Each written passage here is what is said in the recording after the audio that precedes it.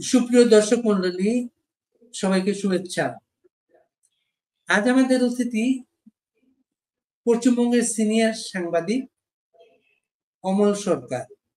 অমল সরকার এক সময় পশ্চিমবঙ্গের জনপ্রিয় পত্রিকা এই সময়ের প্রধান প্রতিবেদক ছিলেন, আর এখন জনপ্রিয় নিউজ পোর্টাল দ্য ওয়ালের এক্সিকিউটিভ এডিটর। অমল সরকার বাংলাদেশ নিয়ে ভাবেন, পশ্চিমবঙ্গ অনেক বাঙালির মতো, কারণ বাংলাদেশটা তাদের পূর্বপুরুষদের বাড়ি। অমল সরকারের পূর্বপুরুষরা বাংলাদেশের বিক্রমপুরের, আর এখন অমল সরকার সাংবাদিকতায় তার নিউজ পোর্টালের মাধ্যমে বাংলাদেশের নানা ঘটনাবলীর সাথে সবসময় সক্রিয় আছেন এবং অনেক কিছুই বাংলাদেশের নিউজ হওয়ার আগে উনি এক্সক্লুসিভ করার চেষ্টা করেন। এবং সর্বশেষ আওয়ামী লীগ যে কর্মসূচি ঘোষণা করেছে, এই কর্মসূচিও আপার ডাক শিরোনামে কয়েকদিন আগে তিনি রিপোর্ট করেছিলেন। অমলদা, কেমন আছেন আপনি? আমি ভালো আছি। আপনাদের যে জুলাই গণবিপ্লবের ডাক, যেটা তার খসড়াও আমি কলকাতা থেকে প্রথম ওটা ব্রেক করেছিলাম, যে ওই জুলাই গণবিপ্লবের যে খসড়া নিয়ে আলোচনা হচ্ছে, খসড়া কপিটাতে কি আছে।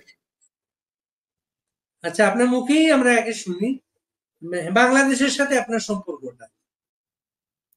না, বাংলাদেশের সঙ্গে সম্পর্ক তো দেখুন আমাদের রক্তের সম্পর্ক, মানে এটা শুধু রাষ্ট্রীয় স্তরে নয় বা জাতীয় ইস্যুর স্তরে নয়, ব্যক্তিগত স্তরেও, মানে পারিবারিক সূত্র আমাদের রক্তেরই সম্পর্ক। আমাদের বাড়ি হচ্ছে ঢাকার বিক্রমপুরে। আমি কয়েক বছর আগে একটা প্রায় বলতে পারেন মিশন বা অভিযান মতো ইয়ে করে আমি গিয়েছিলাম, যে ওখানে আমাদের যে পৈতৃক ভিটে সেইটা অনুসন্ধান করতে। কিছুই নয়, জাস্ট একটা মানে কি বলবো, নস্টালজিয়া। আমি আমাদের মানে আমার কাছে একটাই সূত্র ছিল যে অমুক কালীবাড়ি, হ্যাঁ, সেই এলাকাতে আমাদের বাড়ি ছিল।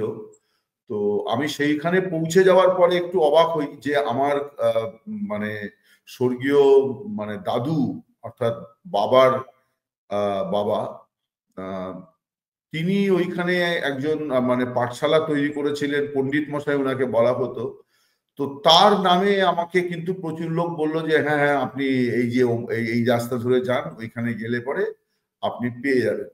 তো সেইখানে আমি যাই এবং তখন ওই মানে নমাজের সময় ছিল।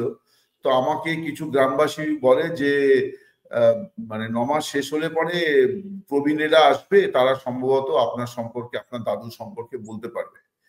তো আমি খুব সৌভাগ্য যে তিনজন প্রবীণ ব্যক্তি, তখন তাদের বয়স 90-95, তাদের দীর্ঘদেহী, যথেষ্ট শক্তপোক্ত চেহারা তারা।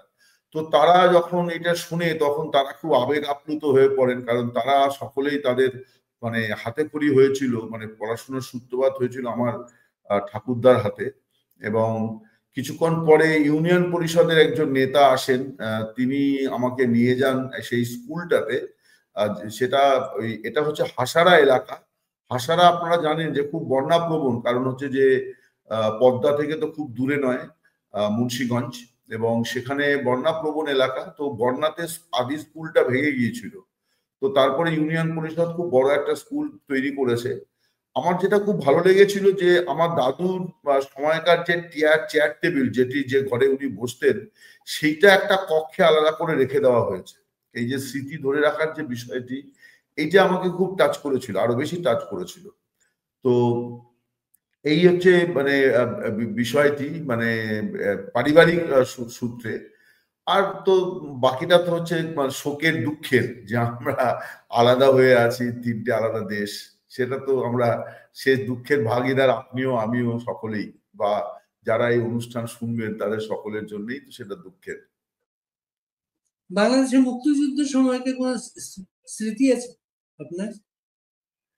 আমার স্মৃতি খুব ভালো আছে। তার কারণ দেখুন, মানে স্মৃতি খুব অদ্ভুত, কিন্তু স্মৃতি আপনি দেখবেন যে যত আপনার বয়স বাড়ে আপনার ছোটবেলার স্মৃতি বেশি ফিরে আসে। আর মানে নবীন স্মৃতি অনেক তাড়াতাড়ি হয়তো আপনার ইয়ে থেকে চলে যাবে। আমার বয়স তখন, মানে আমি তখন জাস্ট প্রাইমারি স্কুলে ভর্তি হয়েছি, এইরকম একটা বয়স। আমরা কলোনি, উদ্বাস্তু কলোনিতে বাস করি। আমাদের কলোনি হচ্ছে দেশভাগের পরে দ্বিতীয় কলোনি আর কি, মানে পশ্চিমবঙ্গে যে কলোনিগুলো হয়েছিল সরকারিভাবে তাতে দ্বিতীয় কলোনি। তো সেইখানে আমরা বাস করতাম। তো আমাদের যেটা মানে ছিল যে বিষয়টি, সেটি হচ্ছে যে আমার প্রথম যে পরিচয়টি হচ্ছে যে আমাদের গোটা কলোনিতে একটি মাত্র রেডিও ছিল। মানে আপনারা জানবেন যে তখনও ট্রানজিস্টার কিন্তু আসেনি, মানে মানে ট্রানজিস্টার আবিষ্কার হয়েছে হয়তো, কিন্তু আমাদের এইসব এলাকাতে ট্রানজিস্টার নয়, পুরনো ভাল্ব রেডিও চলতো। একটি পরিবারের কাছেই সেই রেডিও ছিল। এবং আমার যেটা মানে ছোটবেলায় মনে আছে যে লোকেরা ওই সন্ধে হলে বা বিভিন্ন সময় অবকাশে তারা রেডিও শুনতেন। তো এবং মানে পাড়ার বয়স্করা প্রায় অনেকেই গিয়ে ওখানে হুমড়ি খেয়ে শুনতেন এবং নানান রকম আলোচনা করতেন যে এটা তো ওই জায়গাটা, এটা তো ওইটা, এটা তো আমাদের এলাকায় ঢুকে পড়ছে, আমাদের এলাকায় ঢুকে পড়ছে, এটা তো ওই ওই জায়গায় হয়েছে। তারপরে আবার কখনো তারা খুব উল্লাস করে উঠতেন যে ওই কোনো জায়গা যারা মুক্তি বাহিনী দখল নিয়েছে বা ভারতীয় বাহিনী কবজা করেছে, সেই সব খবর। এবার আমার তখন কিন্তু এগুলো, এই যে কথাগুলো বলছি, এগুলো আমি আমার উপলব্ধিতে এসছে অনেক পরে, কিন্তু আমার মানে স্মৃতির মধ্যে আছে তাদের ওই প্রতিক্রিয়াগুলো, যে তারা খুব হই হই হই হই করে উঠছেন, আনন্দ ইয়ে করছে, আবার কখনো তারা খুব মানে মানে কি বলবো, খুব মানে তাদের মন খারাপ হয়ে যাচ্ছে কারণ কোনো একটা হত্যার ঘটনা যখন শুনতে পাচ্ছেন, এবং তারা নিজেদের এলাকাগুলোকে রিলেট করতে পারছেন। কেউ বলছে যে এটা তো ওই এলাকা, এটা তো নোয়াখালীর ওই এলাকা, এর থেকে তো 5 গ্রাম দূরে আমাদের বাড়িটা। এইরকম সমস্ত আলোচনা আমাদের এখানটাতে মানে ছিল। এবং আপনি বলতে পারেন যে এই যে আমার তখন যেটা মানে বাচ্চা শিশু বয়সে যেটা হয়, আমি খুব অবাক হতাম যে একটা ছোট্ট বাক্সের মধ্যে থেকে একটা মানুষ কি করে ঢুকে পড়লো। মানে রেডিও থেকে যে আওয়াজ, মানুষের কণ্ঠস্বর, এইটা শুনে আমি মাঝে মাঝেই ভাবতাম যে মানুষ একটা রেডিওর মধ্যে কি করে ঢুকে পড়ে। তো তখন তো আমার এই বিজ্ঞান এবং এইসব চেতনা থাকার কথা নয়। ফলে রেডিওর সঙ্গে মানে পরিচয় এবং বাংলাদেশের মুক্তিযুদ্ধ, শেখ মুজিব, এদের সঙ্গে পরিচয়, এই দুটো আমার একই সঙ্গে। মানে ধরুন মুজিব এবং মুক্তিযুদ্ধের সঙ্গে সম্পর্কের সুবাদে রেডিওর সঙ্গে সম্পর্ক, রেডিওর সঙ্গে সম্পর্কের সুবাদে মুজিব এবং মুক্তিযুদ্ধের সঙ্গে সম্পর্ক। কারণ আমরা এখানে যেটা ফিল করতাম, আরো একটা কথা আপনাদেরকে বলি যেটা আলোচনায় খুব একটা এলোও না। আমি যখন বাংলাদেশের মুক্তিযুদ্ধের 50 বছর পূর্তি হয়, তখন ওই সময় তৎকালীন মুক্তিযুদ্ধ বিষয়ক মন্ত্রী যিনি ছিলেন, অত্যন্ত সজ্জন ব্যক্তি, তার সঙ্গে আমার দিল্লিতে একটা অনুষ্ঠানে দীর্ঘ সময় কথা বলার সুযোগ হয়েছিল। আমি তাকে এই বিষয়টি বলেছিলাম যে বাংলাদেশের মুক্তিযুদ্ধ নিয়ে যে মানে কর্মসূচিগুলো নেওয়া হচ্ছে 50 বছরে, সরকারি স্তরে নেওয়া হচ্ছে, ভারতীয় সেনাকে সম্বর্ধনা, তাদের পরিবারকে পেনশন দেওয়া, আর্থিক ইয়ে দেওয়া, এই যে সমস্ত কাজগুলি বাংলাদেশ সরকার, তখন হাসিনা সরকার করলেন, সেগুলো খুবই মানে প্রশংসনীয়। কিন্তু আমি বলেছিলাম যে যুদ্ধটা এবং তাতে যুদ্ধে যে মানে অবদানটা, এটা শুধুমাত্র কিন্তু একটি সরকারি ব্যবস্থা নয়। যে 1 কোটি শরণার্থীকে পশ্চিমবঙ্গ, আসাম, ত্রিপুরা এবং ভারতের অন্যান্য প্রদেশ এবং বিশেষ করে পশ্চিমবঙ্গ যাদেরকে আশ্রয় দিয়েছিল, সেই পশ্চিমবঙ্গটার কথা যদি আপনারা চিন্তা করেন, সেই পশ্চিমবঙ্গটা কিন্তু এক বেলা খায় তখন। 1971 সালে পশ্চিমবঙ্গে 90% পরিবারে কিন্তু দুবেলা খাবার জোটে না। মানে সেই চাল গমও আমাদের উৎপাদিত হতো না, তা অ্যাভেলেবলও ছিল না, এবং সেই রোজগারও ছিল না। তার কারণ জাস্ট 24 বছর আগে তো মানে এই বঙ্গের প্রচুর মানুষ যারা ভিটে মাটি ছেড়ে এখানে এসছেন, তারা তো তখনও তাদের সেই সক্ষমতা আসেনি, আর্থিকভাবে তারা স্টেবল নন, তাদের কারো নিজস্ব ঘর বাড়ি নেই, তারা দরমার ঘরে টালির চালে তাদের জীবন কাটছে, কলোনির অস্বাস্থ্যকর পরিবেশে তাদের জীবন কাটছে। কিন্তু ভাতের থালা ভাগ করাতে কিন্তু তারা কুণ্ঠা করেননি। আমার মনে হয় পৃথিবীতে যত রকম মানুষে মানুষে আবেগের যে সম্পর্ক, এই যে এবং সম্পর্ককে মর্যাদা দিয়ে রক্ষা করা, যে মাঝখানে একটা সীমান্ত তৈরি হয়েছে, মাঝখানে দুটি রাষ্ট্র, যার জাতীয় পতাকা আলাদা, জাতীয় সঙ্গীত আলাদা, জাতীয় ভাবনাও অনেকটা আলাদা, সেই রকম দুটি রাষ্ট্রের মানুষ যে এক থালায় ভাত খাওয়ার জন্য প্রস্তুত হয়ে গেল, পশ্চিমবঙ্গের মানুষের এই যে অবদান, আসামের মানুষের এই যে অবদান, মেঘালয় ত্রিপুরার মানুষের এই যে অবদান, এইটা নিয়ে আমার মনে হয় যে মুক্তিযুদ্ধ বিষয়ক আলাপ আলোচনাতে সেভাবে গুরুত্ব পায়নি। আমার খুব মনে আছে যে আমাদের পরিবারের মানে বয়স্করা এবং আমাদের পাড়ার বয়স্করা তারা রাত্রিবেলা সন্ধ্যের পরে, রাত্রি মানে রাত মানে আমি বলছি রাত 10টা 11টা নয়, ওই সন্ধ্যে 6:30 7টা থেকে আমাদের এখানে ডিফেন্স পার্টি শুরু হতো। সেটা হচ্ছে যে আমাদের যে সোদপুর রেল স্টেশন, আপনি যদি কখনো আসেন শিয়ালদা সেকশনে, সোদপুর রেল স্টেশন হচ্ছে যেখানে সবচেয়ে বেশি যাত্রী ওঠানামা করে। অনেকে মানে মজা করে মানে নিত্যযাত্রীরা বলে যে সোদপুর একদিন প্রথমে একটা প্রদেশ হয়ে যাবে, মানে একটা স্টেট হবে, তারপর একটা দেশ হয়ে যাবে। মানে এত লোক এখানে ওঠানামা করে, মানে আমার মনে হয় পৃথিবীতে কোনো রেল স্টেশনে এত লোক বসবাস মানে ওঠানামা করেন না। সেই স্টেশনের 4 নম্বর প্ল্যাটফর্মটাতে প্রচুর বাংলাদেশ থেকে আসা শরণার্থীদের রাখার ব্যবস্থা হয়েছিল। কেন রাখা হয়েছিল না, রেল স্টেশনে কিছু শৌচাগার থাকেই, আপনি জানেন যে রেলের ব্যবস্থা। আর দুই হচ্ছে যে 4 নম্বর প্ল্যাটফর্মটা, আমাদের এখানে 4টে করে লাইন, 4 নম্বর প্ল্যাটফর্মটা তুলনামূলকভাবে ফাঁকা থাকতো। সেখানে দূরপাল্লার ট্রেন দিনে 2বার 3বার দাঁড়াতো, তারপরে সারাদিনটা ফাঁকাই থাকতো।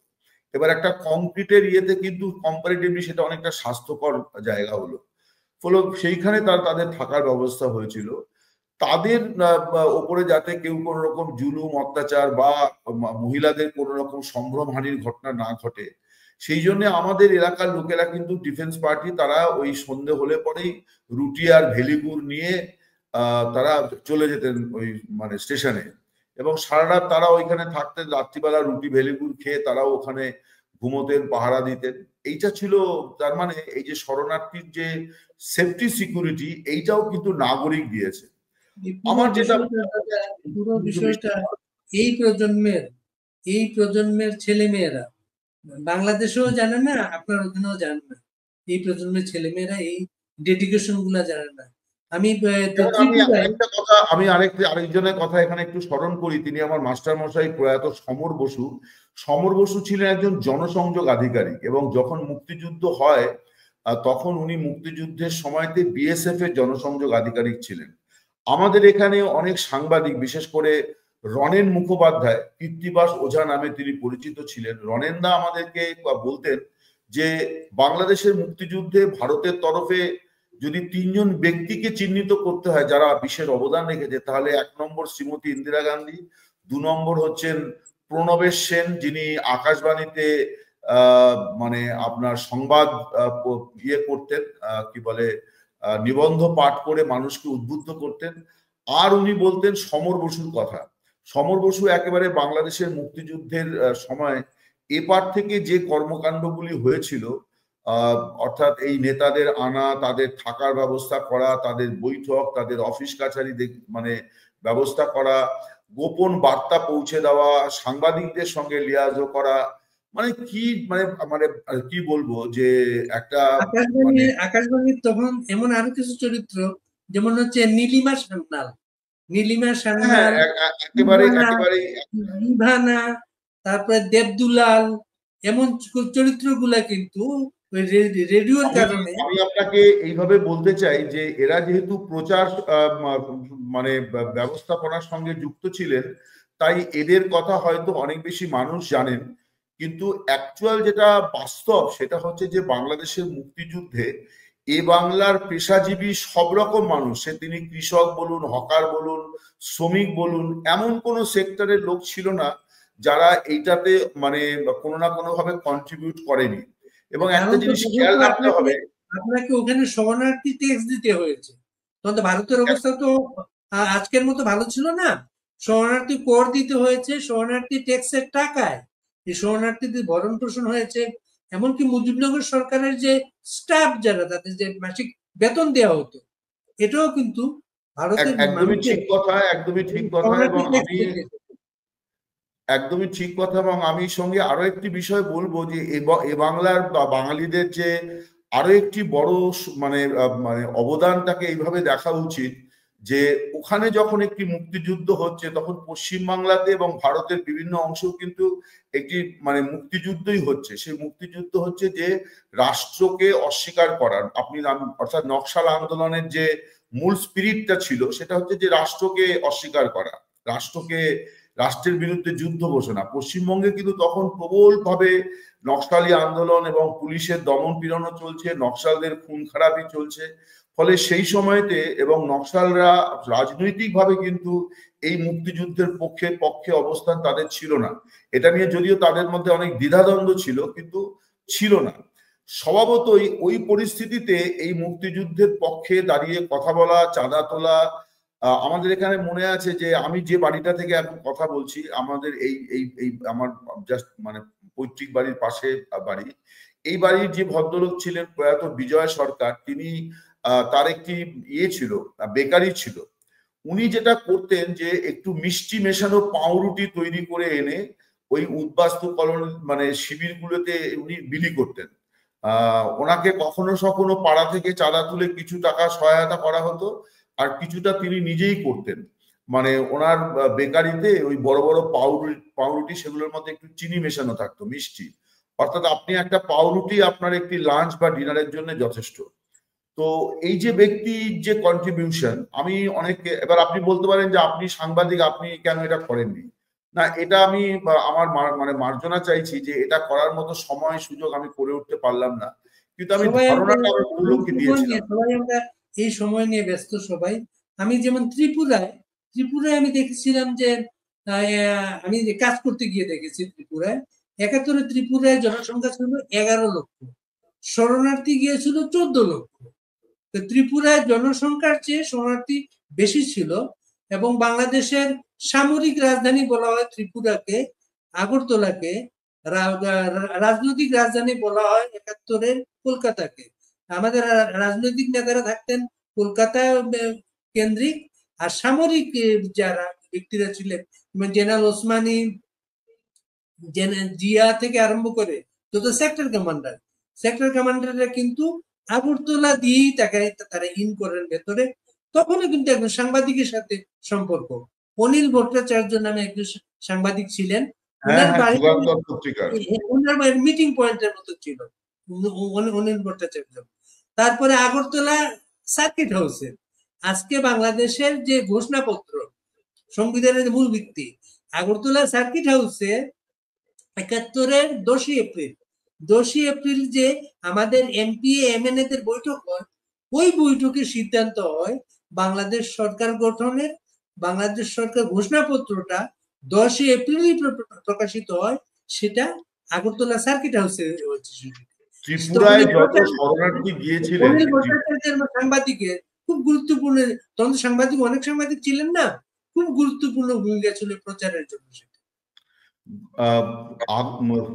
ত্রিপুরাতে তখন যত মানুষ গিয়েছিলেন পূর্ব পাকিস্তান থেকে, তত মানুষ কিন্তু ত্রিপুরায় বসবাস করতেন না। মানে ত্রিপুরার নাগরিক সংখ্যা তখন তত ছিল না।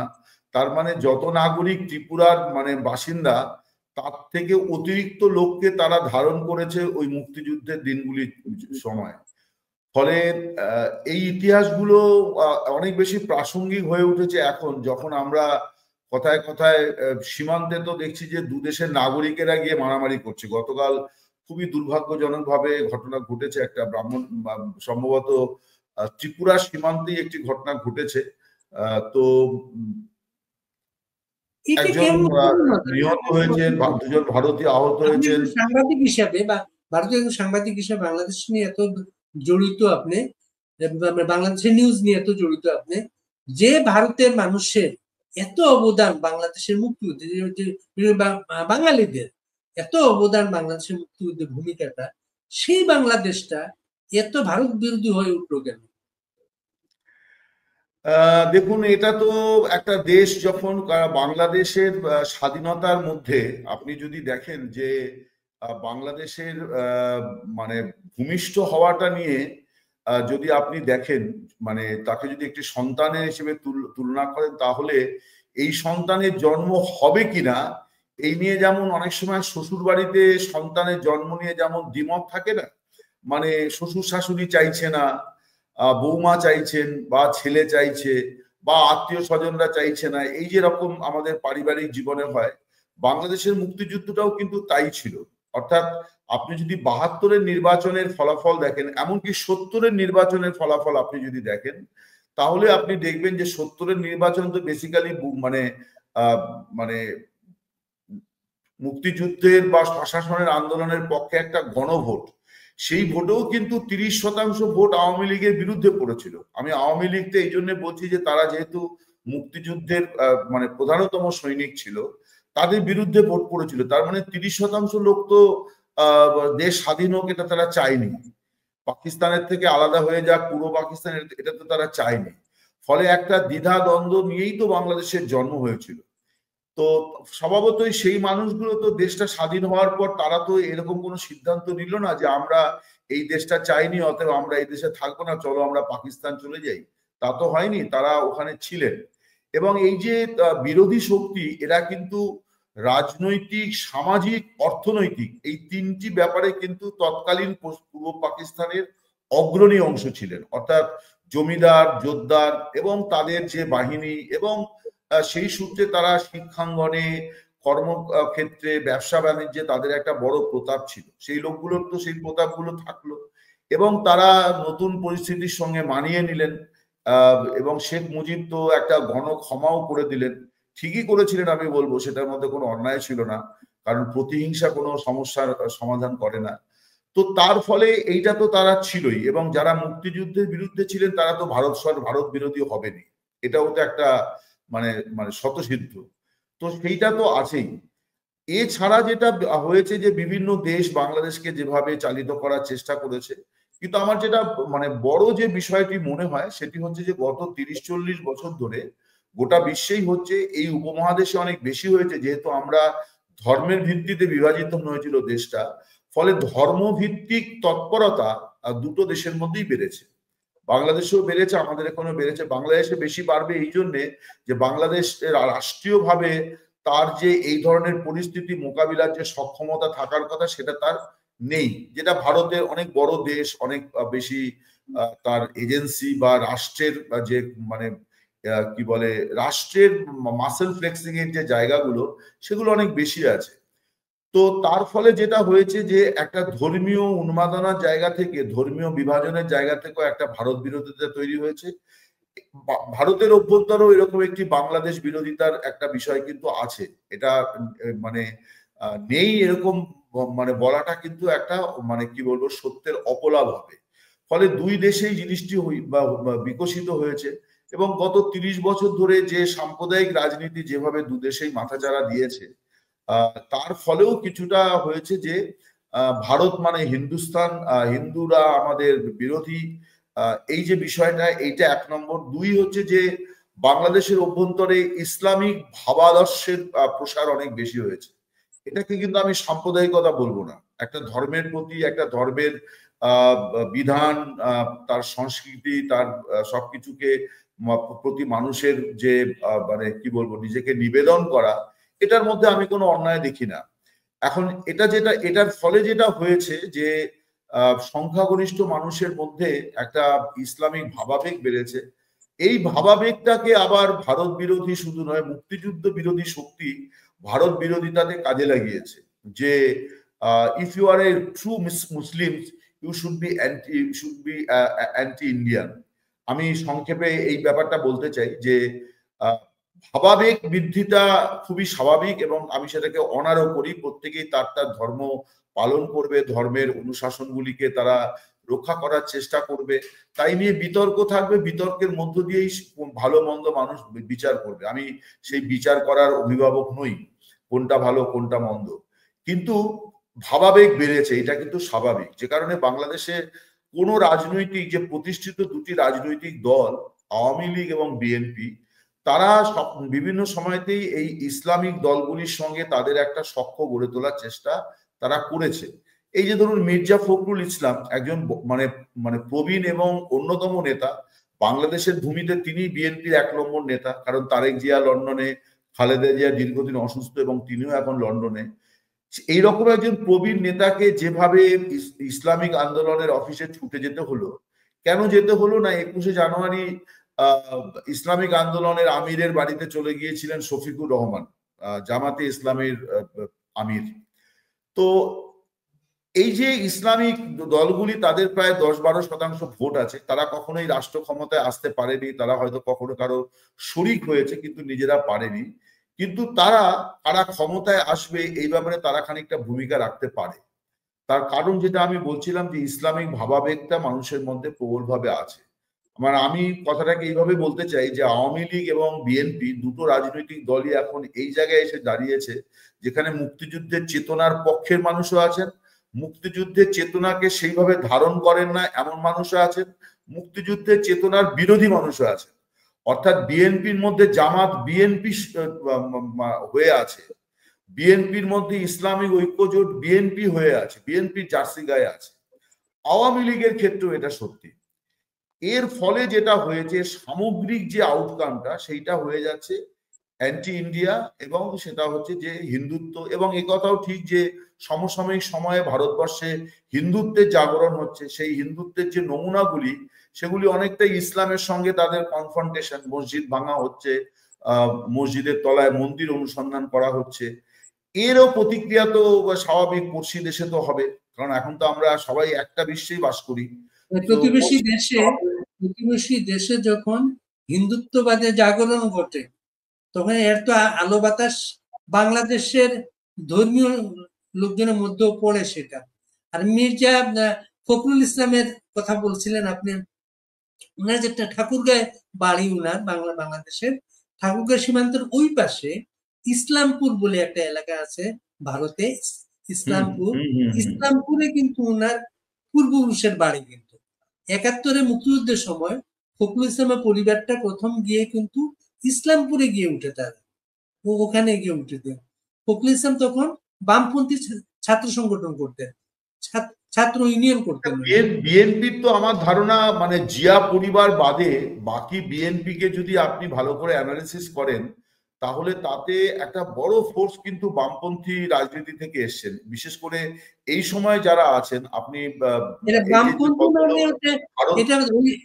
চীন, ভারত, চীন, সোভিয়েত ইউনিয়ন, আমি জানি পিকিংপন্থী এবং মস্কোপন্থী যে চীনপন্থী বামপন্থী। কিন্তু তখন মির্জা ফখরুল যখন ভারতে গেলেন 71-এ, তখন ওই এলাকায় একটা বোমা বিস্ফোরণের ঘটনা ঘটে। বোমা বিস্ফোরণের ঘটনা ঘটার পরে যেহেতু মির্জা ফখরুল বামপন্থী, পুলিশ তাকে সন্দেহ করে ধরে নিয়ে যায়, ধরে নিয়ে যে বামপন্থী লোক বোমা বিস্ফোরণের সম্পর্ক থাকতে পারে। তখন মির্জা ফখরুলের আত্মীয়স্বজন ওই পারে তারা তাকে মুক্ত করার জন্য স্থানীয় আওয়ামী লীগ নেতাদের রিকোয়েস্ট করলেন যে তোমরা যদি একটু থানায় যাও, ওনাকে ওতে ছেড়ে দিবে তারা। তো স্থানীয় আওয়ামী লীগের নেতারা থানায় গিয়ে ওনাকে মুক্ত করে নিয়ে আসে, সেটা মির্জা ফখরুল। এইভাবে কিন্তু আমাদের মুক্তিযুদ্ধে আমাদের অনেক ধরনের ইতিহাস আছে। আচ্ছা দাদা, একটা জিনিস আমি একটা জিজ্ঞেস করি, যে এখন যে বাংলাদেশ, এখন বাংলাদেশে আপনারা প্রতিদিন রিপোর্ট করছেন এবং বাংলাদেশে একটা অভিযোগ আছে, এখনকার যে ক্ষমতাসীন যারা অভিযোগ আছে, এবং বাংলাদেশের মিডিয়া তো এই অভিযোগটা অনেক বেশি, কিন্তু যে ভারতে বসে বাংলাদেশের বিরুদ্ধে ষড়যন্ত্র হচ্ছে, তিলকে তাল বলে রিপোর্ট করা হচ্ছে। এটা নিয়ে আপনাদের আত্মপক্ষটা কি? না দেখুন, শেখ হাসিনা ভারতের অতিথি এবং তিনি একজন রাজনীতিক, তিনি তো সন্ন্যাসী নন, তিনি একজন রাজনীতিক, তিনি রাজনীতি করবেন এটাই স্বাভাবিক। তিনি তার এখন বাংলাদেশের রাজনীতির যে ভাষা, সেই ভাষাটা নিয়ে একটা আলোচনা হতে পারে, যে ভাষাগুলি নেতারা প্রয়োগ করেন। আমি দুই নেত্রীর কথাও বলতে পারি পরস্পরের প্রতি, বা বাংলাদেশের সামগ্রিকভাবে রাজনীতির ময়দানের যে ভাষা, সেই ভাষা নিয়ে একটা হতে পারে যে এগুলো প্রাসঙ্গিক কিনা। কিন্তু ষড়যন্ত্র করছেন এরকম কোনো বিষয় আমার অন্তত মনে হয় না। তার একটি বড় কারণ হচ্ছে ভারত সরকার এরকম কোনো জায়গায় যাবে বলেও আমার মনে হয় না। তার কারণ বাংলাদেশ প্রতিবেশী, তো সবচেয়ে বড় প্রতিবেশীকে নিয়ে যদি আপনার বাধ্যবাধকতা বলেন, তাহলে প্রতিবেশীকে নিয়ে সবচেয়ে বড় বাধ্যবাধকতা হচ্ছে যে আপনি প্রতিবেশীকে বদলাতে পারবেন না। প্রতিবেশী যে হবে আপনাকে তার সঙ্গে বোঝাপড়া মেলামেশা করেই চলতে হবে, এবং প্রতিবেশীর বিপদ আপনার গায়ে লাগবে। প্রতিবেশীর ঘাড়ে যদি আগুন জ্বলে তার উত্তাপ আপনার গায়ে আসবে, ফলে আপনাকে সতর্ক হতে হবে। শেখ হাসিনা একটা বিশেষ পরিস্থিতিতে ভারতে এসেছেন, ভারত সরকারের অবস্থান, আমি শুধু এখানে আমি ভারত সরকারের কেউ নই, আমি অমর সরকার, আমি ভারত সরকার না। ফলে আমি বলতে পারবো না যে ভারত সরকারের অফিসিয়াল বক্তব্য মানে A to Z পুরোটা কি, সবটাই সংবাদ মাধ্যমে আসে। আমার মনে হয় এখানে একটা স্বচ্ছতা আছে, সেটি হচ্ছে যে শেখ হাসিনাকে আশ্রয় কিন্তু ভারত সরকার দিয়েছে, এইটা বলাটা বোধহয় একেবারে সম্পূর্ণ বলা হবে না। শেখ হাসিনাকে কিন্তু আশ্রয় দিয়েছে ভারত রাষ্ট্র। কেন কথাটা আমি বলছি? কথাটা বলছি এই জন্যে যে শেখ হাসিনার বিষয়ে কিন্তু যে সিদ্ধান্তটি, এটি শুধুমাত্র নরেন্দ্র মোদী সরকারের সিদ্ধান্ত এখন আর নয়। নরেন্দ্র মোদী সরকার তাৎক্ষণিকভাবে একটা সিদ্ধান্ত তাকে নিতেই হয়েছিল ইমার্জেন্সি বেসিসে, যে সিদ্ধান্তটাকে কিন্তু এন্ডোর্স করেছে ভারতের সমস্ত প্রথম সারির রাজনৈতিক দল, বিশেষ করে যারা ভারতের সংসদে আছে। একটা জিনিস খেয়াল রাখতে হবে যে ভারতের মানে ভারতে শেখ হাসিনা, মুক্তিযুদ্ধ, বাংলাদেশ, এই বিষয়টা মানে ভারতের রাজনৈতিক দলগুলির মধ্যে অনেক বিবাদ আছে। মানে আওয়ামী লীগ এবং বিএনপির যে ধরনের বিবাদ, কংগ্রেস এবং বিজেপির বিবাদও সেই রকম। কিন্তু বাংলাদেশের মুক্তিযুদ্ধ এবং শেখ হাসিনা, শেখ মুজিবের কন্যা তিনি শেখ মুজিবুর রহমান, এদের বিষয়ে কিন্তু ভারতে একটি অভাবনীয় মানে কি বলবো ঐক্যমত আছে। আর শেখ হাসিনা এখন যে ভারতে অবস্থান করছেন, আমার মতে, আমি এটা আমার ব্যাখ্যা আমি বলছি, এটা শুধু নরেন্দ্র মোদী সরকারের সিদ্ধান্তের ভিত্তিতে অবস্থান করছেন তা কিন্তু নয়। তিনি অবস্থান করছেন ভারতের সমস্ত রাজনৈতিক দল, যারা প্রথম সারির দল, তাদের সম্মিলিত সিদ্ধান্তের প্রেক্ষিতেই তিনি ইয়ে করছেন। কারণ এটি একটি সর্বদলীয় বৈঠকে গৃহীত প্রস্তাব আছে যে উনি ভারতে থাকবেন। ভারতের সংসদে এই নিয়ে আলোচনায় কোনো দল এই নিয়ে কোনো রকম আপত্তি করেনি, বরং সবাই সমস্বরে মানে সমর্থন জানিয়েছেন। এছাড়া আপনি জানবেন যে কংগ্রেস এবং কংগ্রেসের বর্তমান নেতৃত্ব যারা আছেন, তাদের সঙ্গে শেখ হাসিনার ব্যক্তিগত সম্পর্ক, আপনি যদি শেখ হাসিনার এই মানে ক্ষমতা থেকে চলে যাওয়ার আগে গত বছর যখন উনি মানে নির্বাচনের পরে একবার মানে দুবার এলেন, একবার তো মানে অল্প দিনের জন্য এলেন হচ্ছে নরেন্দ্র মোদীর শপথ অনুষ্ঠানে, তারপরে উনি একটি রাষ্ট্রীয় সফরেও এসেছিলেন। তখন উনি যেমন অসুস্থ এলকে আদবানি বিজেপি নেতা, তার বাড়িতে গিয়েছিলেন প্রোটোকল ভেঙে দেখা করতে, তার কারণ তিনি একজন প্রবীণ নেতা, দেখা করতে গিয়েছিলেন তার সঙ্গে। আবার হোটেলে তার সঙ্গে কিন্তু সপরিবারে এসেছিলেন সোনিয়া গান্ধী। এবং আপনি যদি সেই ছবিগুলো দেখেন তাহলে আপনি বুঝতে পারবেন যে রাহুল গান্ধী এবং প্রিয়াঙ্কা গান্ধী তাকে কিভাবে দেখে বা তিনিও তাদেরকে কিভাবে দেখেন। ফলে আমার এটা মনে হয় না এটা রাজনৈতিক অভিযোগ যে কোনো সরকার তো করতেই পারে, কারণ তিনি সরকারের বিরুদ্ধেই বলছেন, তার সরকার সম্পর্কে ষড়যন্ত্র হয়েছে, এই হয়েছে। কিন্তু এটাকে ষড়যন্ত্র বলাটা মানে আমার মনে হয় একটি অতিশয়োক্তি করা হবে। ষড়যন্ত্র সামথিং এলস। আমি রাজনৈতিক বক্তব্য বললে আপনি যদি বলেন যে সেটা আমি ষড়যন্ত্র করছি, তাহলে তো সেটা ভুল হবে। আর যেটা আমি বলছিলাম যে ভারত সরকার নয়, গোটা ভারতবাসী তাকে ভারতে আশ্রয় দিয়েছেন এই বিশেষ পরিস্থিতির কথা বিবেচনা করে। তার কারণ তারাও এই উপমহাদেশের রাজনীতি কোন দিকে যাচ্ছে, বাংলাদেশের রাজনীতি কোন দিকে যাচ্ছে, এগুলি তো তারাও প্রতিনিয়ত বুঝতে পারছেন। ঘটনাবলী মুহূর্তের মধ্যে তো সবাই মানে আমাদের এখানেও আসছে। তাতে আমার মনে হয় যে মানে বাংলাদেশে আরেকটা অভিযোগ যে বাংলাদেশে হিন্দুদের উপর নির্যাতনের ঘটনা যতটা না, তার চেয়ে বেশি ভারতীয় মিডিয়া তুলে ধরছে সেটা। না দেখুন, মানে এইটার ব্যাপারে আমি বলবো যে বাংলাদেশ সরকারের এই অভিযোগটা করার নৈতিক কোনো অধিকার নেই, এই জন্যে যে তারা এত অস্বচ্ছ এই ব্যাপারে, যে প্রতিটি ঘটনার যে পূর্ণাঙ্গ বিবরণ, তার কারণ একটা অস্থির পরিস্থিতি যখন তৈরি হয়, এটা তো ঘটনা যে আমরা দেখেছি যে মানুষ তারা সীমান্তের দিকে ছুটে এসছেন, মানে সীমান্ত পেরিয়ে এপারে চলে আসার জন্য। আজকের দিনে আপনি তো কোনো কিছু সাপ্রেস করতে পারবেন না, সমস্ত ছবি মুহূর্তের মধ্যে ওপার থেকে এপারে চলে আসছে মোবাইলে। তো মানুষ তো এই ঘটনাগুলো দেখেছে। তো তার ফলে যখন হয়েছে যে যুক্তিটা তারা দিচ্ছেন যে রাজনৈতিক আক্রমণ হচ্ছে, দেখুন আপনি যদি সংখ্যালঘুর স্বার্থের কথা বলেন তাহলে কিন্তু রাজনৈতিক না সাংস্কৃতিক না সামাজিক কি কারণে অনাচার হচ্ছে এটা খুব বড় বিচার্য বিষয় নয়, এটা বরং একটা অজুহাত হয়ে যাচ্ছে। আপনাকে তো সংখ্যালঘুকে প্রোটেকশনটা দিতে হবে। হ্যাঁ, মানে তিনি আওয়ামী লীগ করেন এই কারণে ওকে মেরে দিচ্ছে, ওকে হিন্দু বলে মারছে না, এইটাও তো আবার একটা পাল্টা মানে মানে কুযুক্তি আমি বলবো।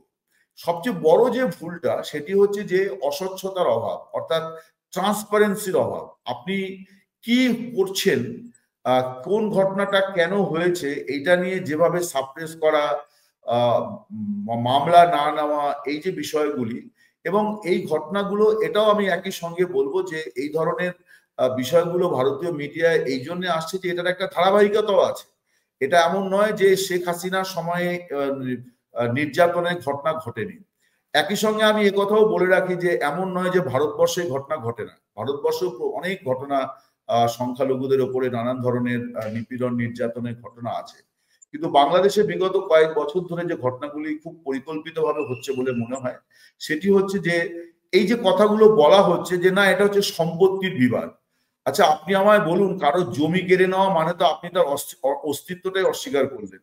নাগরিকত্ব কেড়ে নেওয়ার সঙ্গে এর কি ফারাক আছে? আপনি যদি আমার ভিটে মাটিটাই কেড়ে নেন, আপনি যদি আমার ব্যবসাটাই কেড়ে নেন, তাহলে তো আপনি আমাকে সহনাগরিক বলে স্বীকারই করছেন না। ফলে যারা এই যে বুদ্ধিজীবী ব্যক্তি বা বাংলাদেশের তরফে যারা মুখপাত্রের হিসেবে এই কথাগুলো বলছেন, তাদেরকেও আমি একটুখানি বিবেচনা করতে বলবো এই কথাগুলো, যে তারা কি সঠিক মূল্যায়ন করছেন, তাদের ব্যাখ্যাগুলো কি সঠিক হচ্ছে। তার কারণ এটা তো খুব স্বাভাবিক যে আপনি যদি আমার জীবন জীবিকা কেড়ে নেন, তার সঙ্গে নাগরিকত্ব কেড়ে নেওয়ার আর কি ফারাক রইল?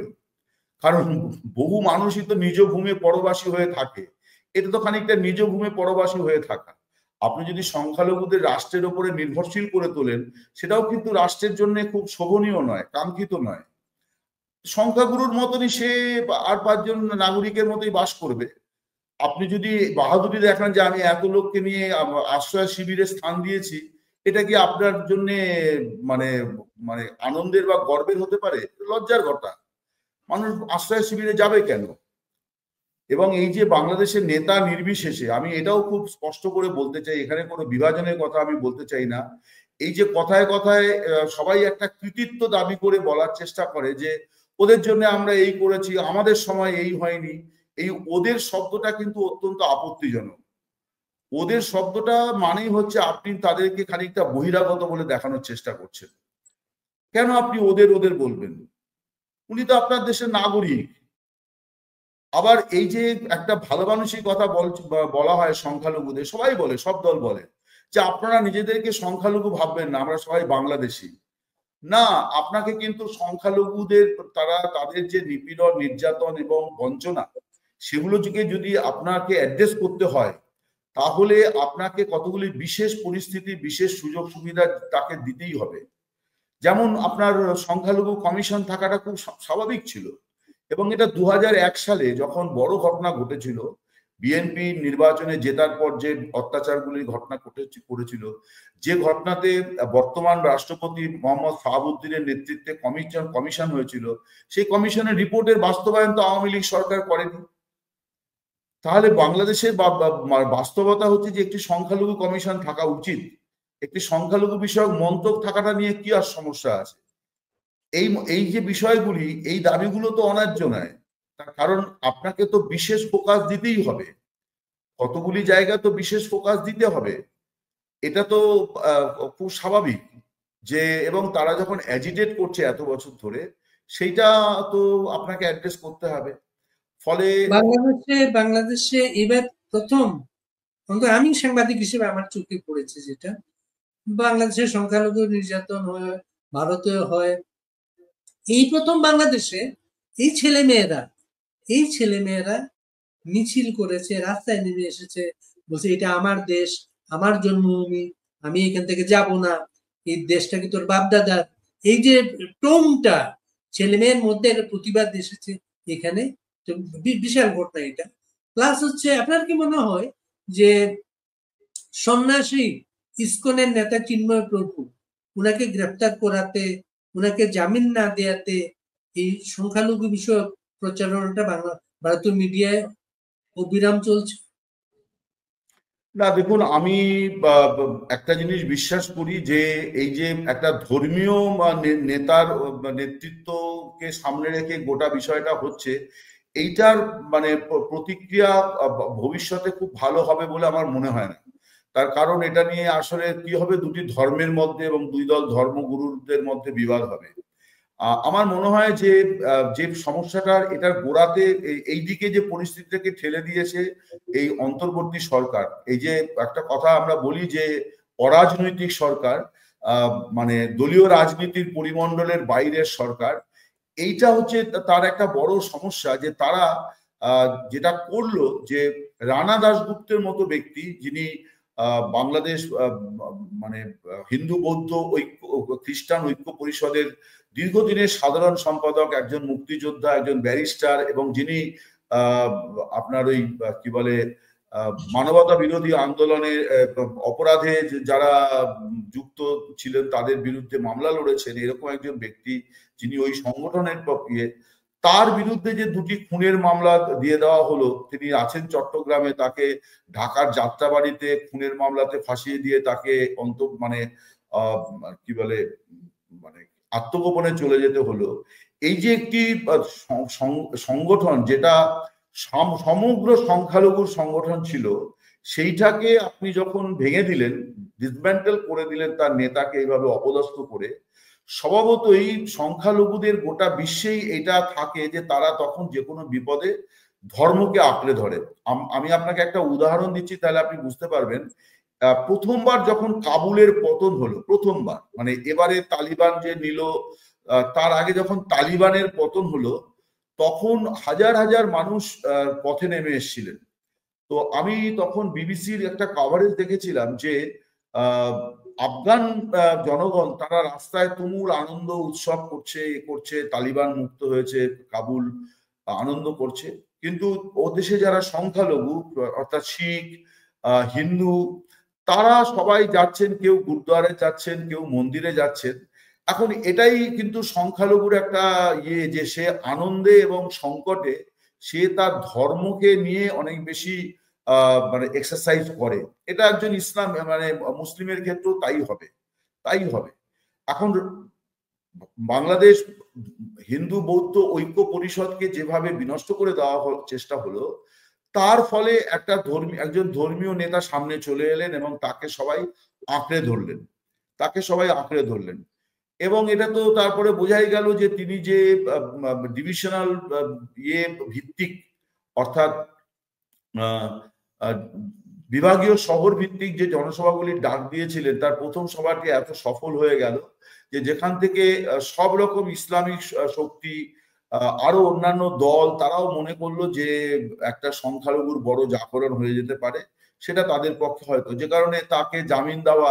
দেখুন, নিম্ন আদালতকে জামিন না দেওয়ার জন্য দোষারোপ করার কোনো কারণ নেই। দেশদ্রোহিতার আইন ভারতবর্ষ একই, 124A। আমাদের কিছুদিন আগেও আমাদের ভারতীয় দণ্ডবিধিতে 124A ছিল। এখন সেটা ধারাটা বদলেছে, কারণ গত 1 জুলাই থেকে ভারতের ফৌজদারি দণ্ডবিধি বদলে গিয়েছে। আপনাদের ওখানে, কারণ আমরা সবাই তো ব্রিটিশ ফৌজদারি দণ্ডবিধিতেই চলি, তো তাতে নিম্ন আদালতের হাতে খুব একটা জামিন দেওয়ার অবকাশ নেই, সুযোগ নেই। ফলে আদালতকে দোষারোপ করার অবকাশ আছে বলে আমার মনে হয় না। কিন্তু রাষ্ট্র হস্তক্ষেপ করতেই পারতো। রাষ্ট্র অর্থাৎ সরকার যদি মনে করতো যে না, একজন সাধুকে এইভাবে এখানে আটকে রাখা, তার কারণ একটা জনসভার কোন প্রান্তে কে কোথায় কোন পতাকা লাগিয়ে দিয়েছে জাতীয় পতাকার ওপরে এবং অবমাননা করেছে, তার দায় যদি আপনি মঞ্চে আসেন একজন বক্তার ওপরে নেন, তার মানে তো হচ্ছে এটা হচ্ছে রাষ্ট্রীয় প্রতিহিংসা।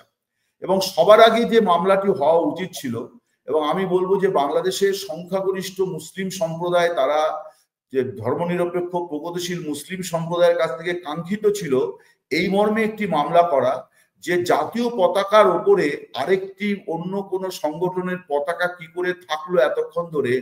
বাংলাদেশের পুলিশ, চট্টগ্রাম মহানগরের পুলিশ কি করছিল? তারা কি চোখে ঠুলি পড়ে বসেছিল? তারা কি দেখতে পায়নি যে ওরকম একটা ঘটনা ঘটেছে? এবং কোন ইয়েতে এর জন্য একজন মঞ্চে আসি নেতার বিরুদ্ধে আপনি দেশদ্রোহিতার মামলা ঠুকতে পারেন? এটা তো রাষ্ট্রীয় প্রতিহিংসা, এটা একেবারেই রাষ্ট্রীয় প্রতিহিংসা। বিএনপির যে লোকটি মামলা করেছিলেন তাকে তো বিএনপি তাড়িয়ে দিয়েছে, তাকে তো বিএনপি তাড়িয়ে দিয়েছে। ফিরোজ খান, যিনি চট্টগ্রামের একজন বোধহয় প্রাক্তন কাউন্সিলর, তাকে তো বিএনপি তাড়িয়ে দিয়েছে। তাহলে এই মামলা কি করে চলতে পারে? মামলা তো হওয়া উচিত ছিল পুলিশের বিরুদ্ধে, ওই থানার ওসির বিরুদ্ধে, কর্তব্যে গাফিলতির জন্য, জাতীয় পতাকার মর্যাদা রক্ষা করতে না পারার জন্য। তার বিরুদ্ধে আমি যদি বাংলাদেশের আদালতে গিয়ে দাঁড়াতাম আইনজীবী হিসেবে, আমি এই যুক্তিতেই প্রথম মামলা করতাম যে কার বিরুদ্ধে মামলা হওয়ার কথা আর কার বিরুদ্ধে মামলা হলো।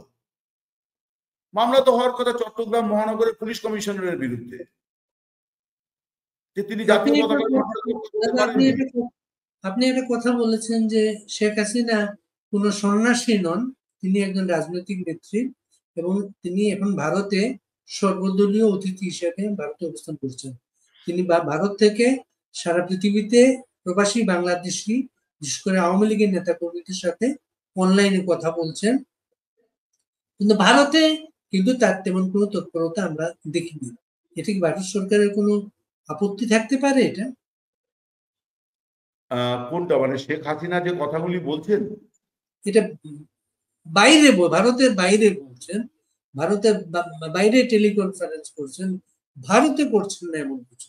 ভারতের কোনো মিলনায়তন না না না না না না, একটা জিনিস আপনাকে খেয়াল রাখতে হবে, সম্ভবত বাংলাদেশের সব মানে অনেকগুলো বড় পার্টিরই হচ্ছে বৈদেশিক ইউনিট আছে এবং সেগুলো সবই ইন্ডিপেন্ডেন্ট। যেমন যুক্তরাষ্ট্রের যে আওয়ামী লীগ, সেটা কিন্তু বাংলাদেশ আওয়ামী লীগের শাখা সংগঠন নয়। যুক্তরাষ্ট্র আওয়ামী লীগ একটি আলাদা পার্টি, বা জাপান আওয়ামী লীগ বা টোকিও আওয়ামী লীগ একটি আলাদা পার্টি। ভারতে কিন্তু আওয়ামী লীগের এরকম কোনো রাজনৈতিক সংগঠন নেই, বিএনপিরও নেই, ভারতে নেই। যুক্তরাষ্ট্রে আছে, অনেক মানে ছোট ছোট ছোট বড় অনেক দেশে আছে, সম্ভবত 23টি দেশে আছে। এবং আইনত তারা প্রত্যেকেই এক একটি ইন্ডিপেন্ডেন্ট দল। কারণ রাজনৈতিক দলের তো এইভাবে বৈদেশিক শাখা রাখা যায় না। ভারতের কংগ্রেসের কোনো ওভারসিজ কিছু নেই। ভারতের কংগ্রেসের যেটা একটা আছে, ওভারসিজ কংগ্রেস বলে একটা সেল আছে, তার জন্য একজন আলাদা সভাপতি আছেন। হ্যাঁ, একটা আলাদা যিনি পৃথিবীর বিভিন্ন দেশে কংগ্রেসের রাজনীতি, কংগ্রেসের কর্মকাণ্ড নিয়ে প্রচার করেন, অনুষ্ঠান করেন। কিন্তু ভারতে তো আওয়ামী লীগ নেই, আওয়ামী লীগের কোনো ইউনিট নেই, তাহলে শেখ হাসিনা ভারতে কি করে সম্বোধন করবেন?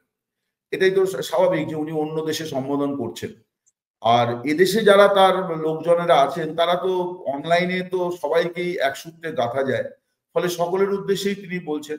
এখানে ভারত সরকারের কোনো আপত্তি আছে বলে আমার মনে হয় না।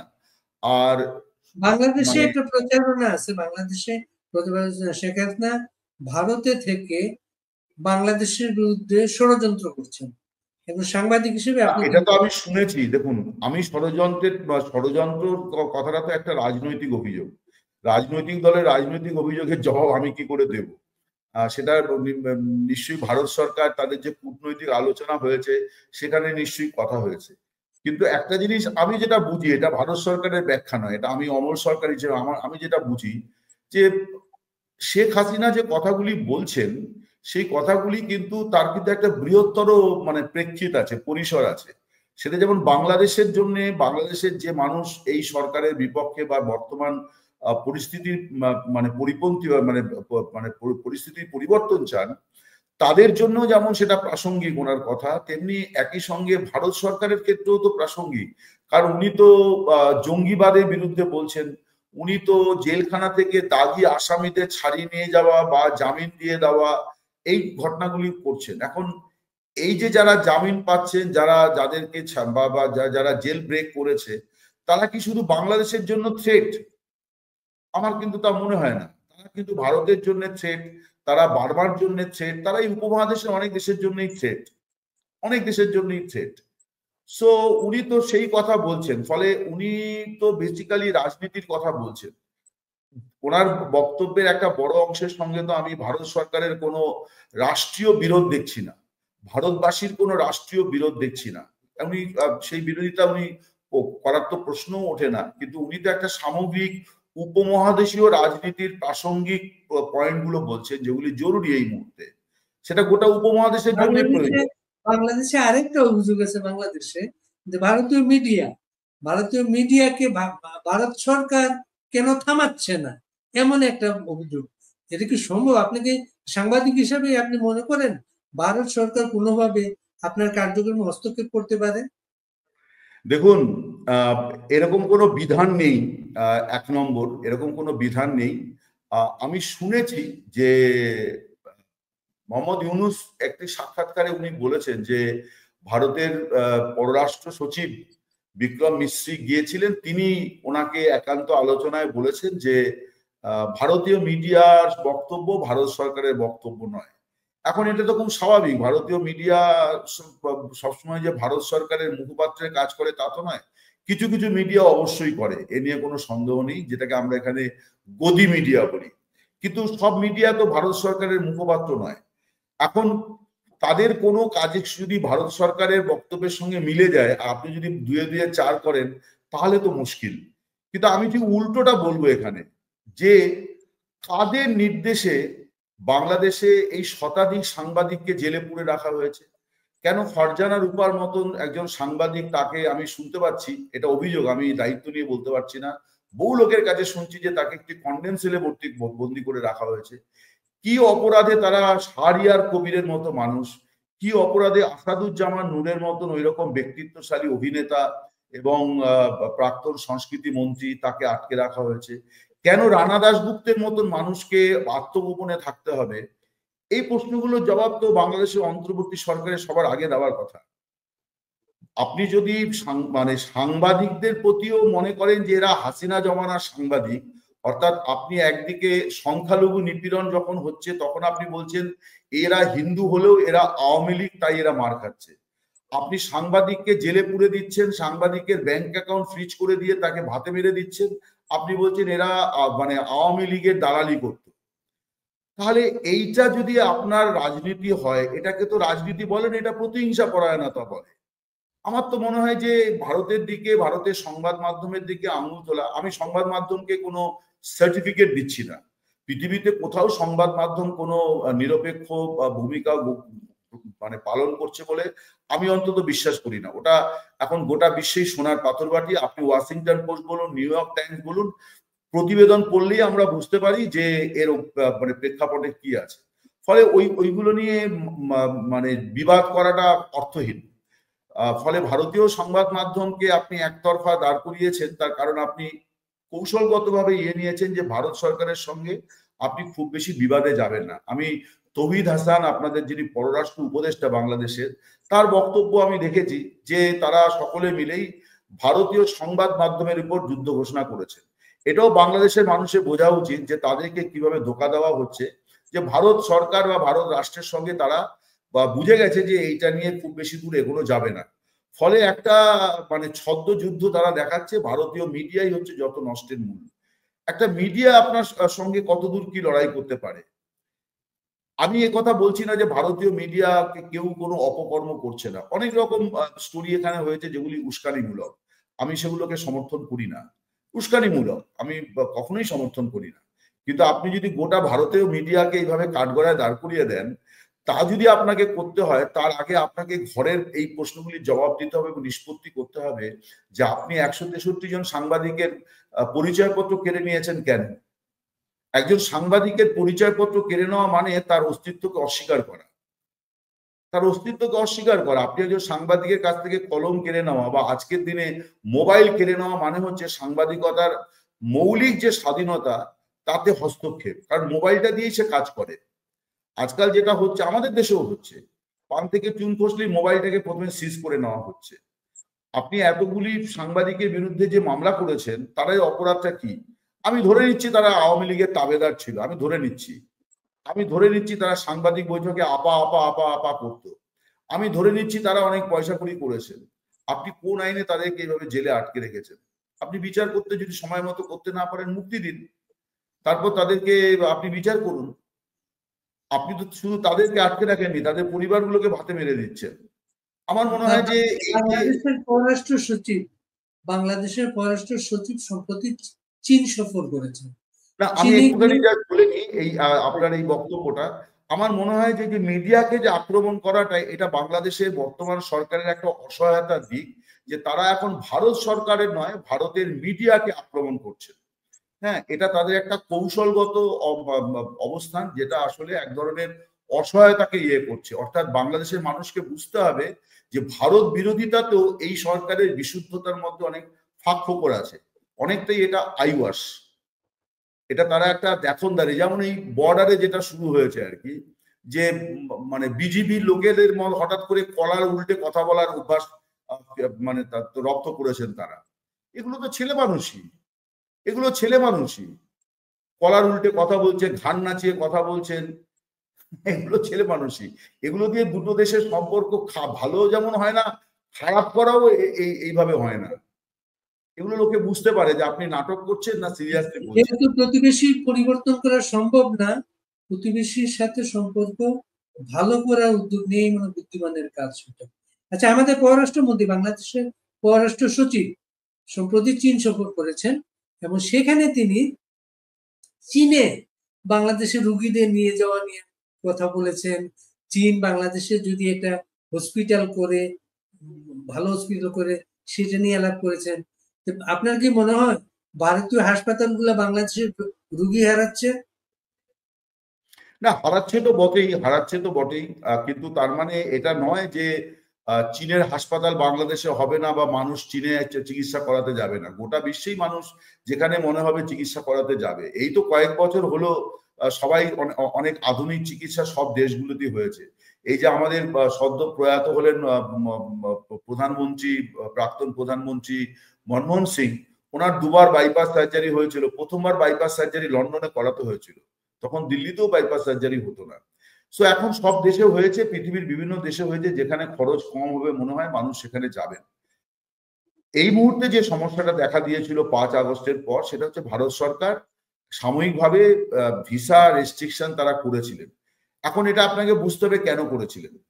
আপনার যদি জেলের পর জেল ফাঁকা হয়ে যায়, দুষ্কৃতীরা বাইরে বেরিয়ে চলে আসে, আপনার যদি মানে দাগি আসামিকে আপনার নিম্ন আদালত কোন রকম প্রক্রিয়া ছাড়াই মুক্তি দিয়ে দেয়, তারপর কোন দেশটি আমার ভারতে প্রবেশ করছে তাকে সার্টিফাই করবে কে? বাংলাদেশে কি সেই সময় কোনো শাসন প্রশাসন ছিল? আমরা সরকারিভাবে বলি যে 5 থেকে 8 তারিখ পর্যন্ত ছিল না। আমি আপনাকে বলছি 31শে ডিসেম্বর কেন, এখনো সেই অর্থে কিন্তু পূর্ণ মাত্রায় প্রশাসনিক নিয়ন্ত্রণ আসেনি।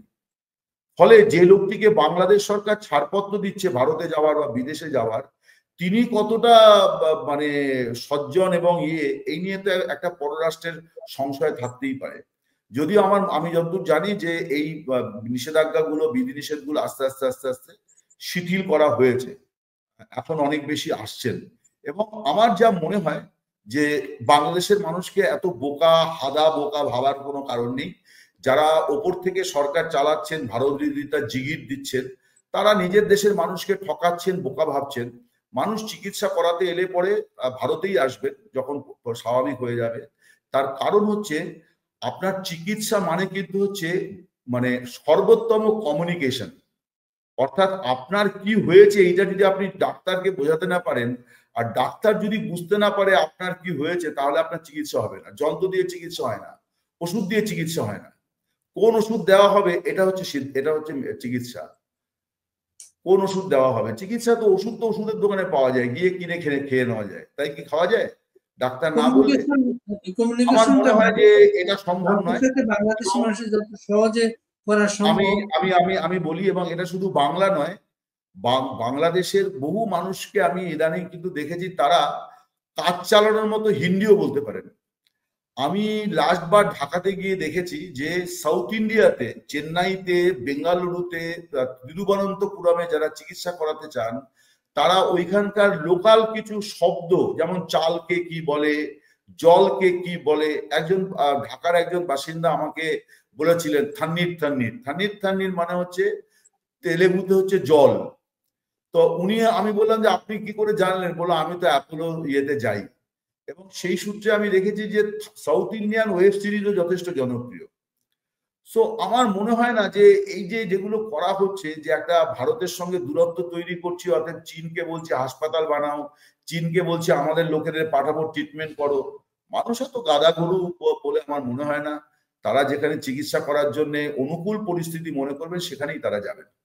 সস্তায় যেখানে পাবে সেখানে যাবে। সস্তায় শুধু নয়, কিন্তু আমি আপনাকে বলছি একটা কমফোর্ট ব্যাপার আছে, কমফোর্টের একটা বিরাট ব্যাখ্যা আছে। আপনি ল্যাঙ্গুয়েজ আর ডাক্তারকে খাবার, খাবার ল্যাঙ্গুয়েজ সবকিছুই ভারতের সাথে মিলে যায়, এর জন্য ভারতে বেশি যায়। এক্স্যাক্টলি এক্স্যাক্টলি, ফলে এটাই সাময়িক একটা মানে সমস্যা হয়েছে, এর জন্য এটা বন্ধ হয়ে যাবে আমার এটা মনে হয় না, আমার এটা মনে হয় না। যারা একজন ভারতীয় সাংবাদিক হিসাবে বাংলাদেশ নিয়ে আপনি কাজ করছেন, একটা বাঙালি হিসাবে আপনি খুব তাড়াতাড়ি কি দেখেন আহ, বাংলাদেশের সাথে ভারতের সম্পর্ক খুব তাড়াতাড়ি কোনো পরিবর্তনের আশা করেন, বা কিভাবে সম্ভব সেটা? না দেখুন, আমার যেটা মনে হয় যে বাংলাদেশের সঙ্গে ভারতের সম্পর্কের যে আহ, অবনতিটা যেটা হয়েছিল, সেটা হয়েছিল দুজন সেনা শাসকের সময়তে। সেটি হচ্ছে যে তারা মোটামুটি মানে ওই যে দরজায় খিল দিয়ে দেওয়া এরকম একটা পরিস্থিতি তারা তৈরি করেছিলেন ভারতের সঙ্গে।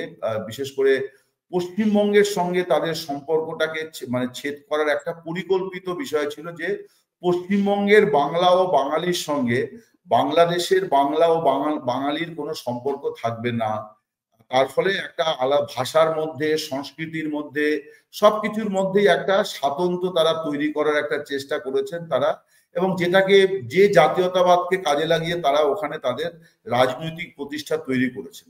সম্পর্কের অবনতি আমার ধারণা সেই সময়তেই সবচেয়ে খারাপ অবস্থা ছিল, যখন এপারে সিনেমা ওপারে যেত না, কোনো কিছুই যেত না, যাতায়াতের জন্য নানান রকম সমস্যা হতো, গেলে পরে সবসময় গোয়েন্দারা পিছু মানে নিত, এরকম প্রচুর সমস্যা সেই সময়গুলোতে ছিল।